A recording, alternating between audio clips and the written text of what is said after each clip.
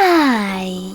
In front of me is VIVO IQOO U5X, and today I would like to show you how you can use one-handed mode. First of all, go into Tab menu. Now look for a small screen mode shortcut, and when you find it, click on it. As you can see, mine is over here. So when I click, I can see that one-handed mode is now on. If you wish to move your little screen around, just hold it and drag it.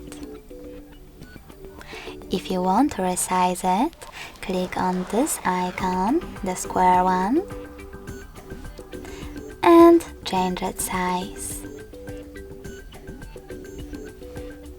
If you wish to disable it though, just click on X at the top as well. Thanks so much for watching. If you enjoyed this video, don't forget to leave a like, comment and subscribe. Bye!